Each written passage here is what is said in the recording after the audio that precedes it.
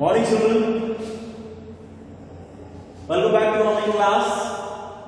Student of class 8, chapter number 5. It is from history. ये history से chapter है. Now see here, our today's topic is, I am coming here with two topics, that is tribals society under British rule and tribals revolt.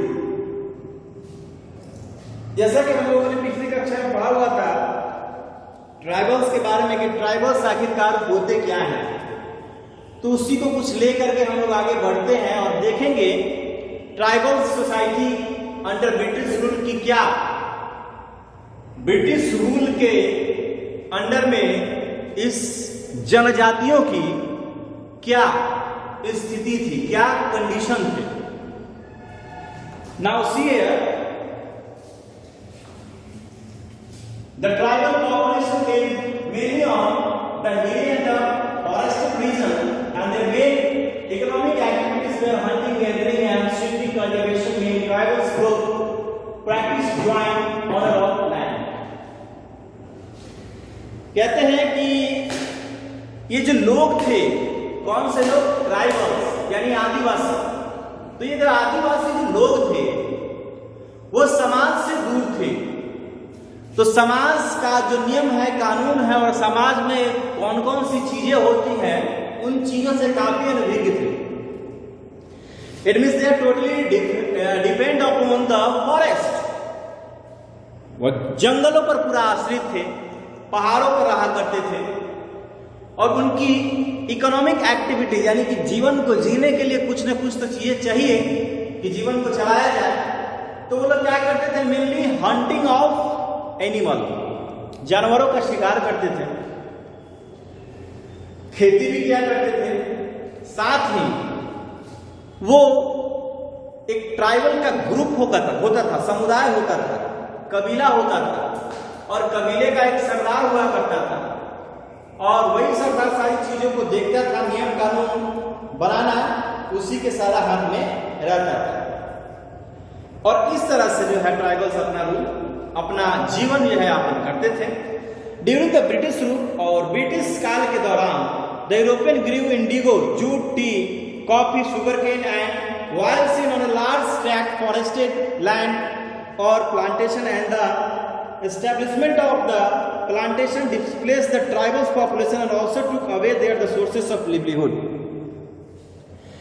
जैसे Europeans लोग धीरे धीरे हमारे यहाँ आते गए तो उनको खेती करने के लिए बड़े पैमाने पर एक बड़ा भूभाग का समतल भूमि का होना जरूरी था. तो इसलिए उन्होंने जंगलों की कटाई करना शुरू कर दिया और उस भूमि पर indigo, jute, tea, coffee, sugar cane आदि का खेती करना प्रारंभ कर दिया. जिसके कारण जैसे जैसे जंगल कटते चले गए, जंगल कटने के बाद ट्राइबल्स का जो जिंदगी है वो काफी अनबैलेंस होने लगा. यानी कि जंगल कटने के कारण उनकी जिंदगी उथल पुथल होने लगी, क्योंकि जंगल में तो सिर्फ ट्राइबल से नहीं रहते थे, वो लोग खेती बाड़ी सब कुछ किया करते थे, उनके बहुत सारे समुदाय के लोग भी रहा करते थे. तो उनको काफी प्रॉब्लम जो है वो फेस करना पड़ता. तो डिस्टर्बेंस जो है वो काफी हुआ करती थी. ये थी उनकी स्थिति. Mainly tribals group practice join ownership of land. बहुत सारे ट्राइबल ग्रुप में जो है वो एक साथ जमीन पर जो है वो खेती करना प्रारंभ किया. This practice was scared by new land revenue arrangement introduced by the British. लेकिन यह जो है लैंड प्रैक्टिस जो है खेती बाड़ी करना एक तरह से ग्रहण सा लग गया जब रेवेन्यू सिस्टम ब्रिटिशर्स के द्वारा लगाया गया. जैसे जैसे नई नई पॉलिसी लगती चली गई उसमें इजारदारी सिस्टम, जमींदारी सिस्टम, माहलवारी सिस्टम इत्यादि लगता चला गया, जिसके कारण धीरे धीरे करके जो ग्रामीण थे यानी कि ट्राइबल्स आदिवासी के जीवन में काफी उथल पुथल होने लगे. Now, the second topic is tribal revolt. The clash, see here, tribal revolt, the clash between the tribal and the British was closely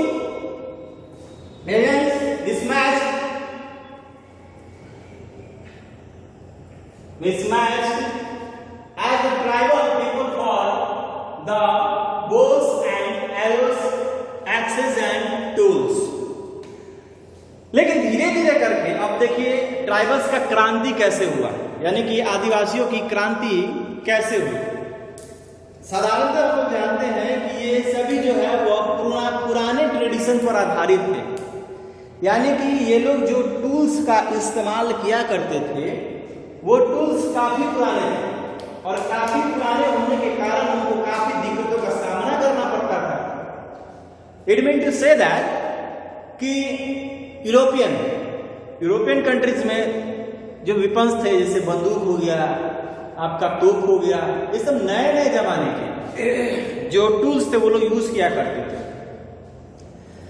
but what the tools were used by the tribals, लेकिन जो भी tribals के द्वारा use किया जाता था वो काफी पुराना था। भाला, बर्छा, तीर, कमान, इस तरह के टूल्स को जो है वो इस्तेमाल करते थे। और रिवोल्ट होने का सबसे बड़ा कारण था कि इनको जहां रहते थे इनके समुदाय को संकुचित कर दिया गया। जंगल की कटाई होने लगी, इनके समुदाय इधर उधर जो समुदाय के लोग जो है इधर उधर जो है वो काफी छिटकने लगे, अलग हो गए। अलग होने के कारण जो है इनको काफी दिक्कतों का सामना करना पड़ा। क्योंकि ये समाज से दूर थे और समाज के लोग इनको जल्दी एक्सेप्ट नहीं करते थे। नाउ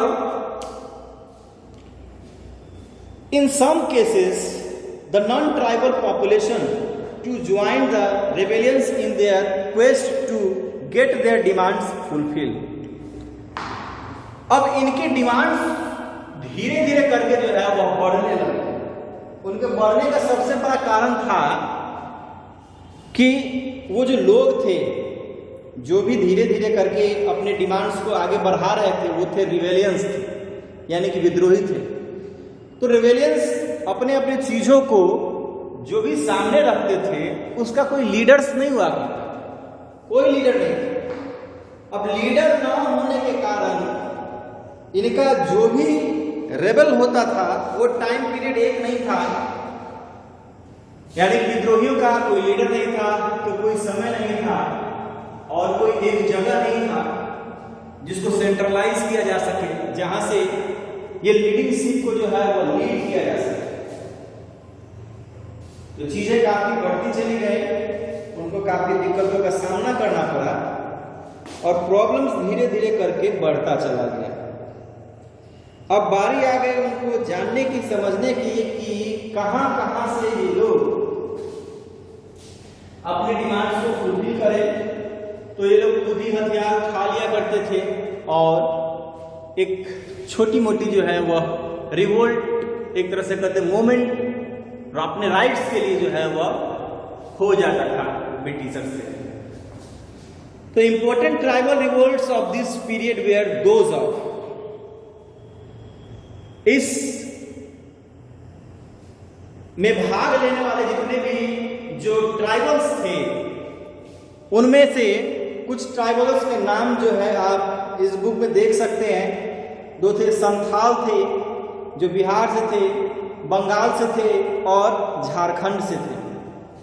कोल्स थे जो कि बंगाल से थे, मुंडास थे जो कि झारखंड से थे, भील्स थे जो कि सेंट्रल इंडिया से थे और खासीस थी जो नॉर्थ ईस्टर्न इंडिया से थी।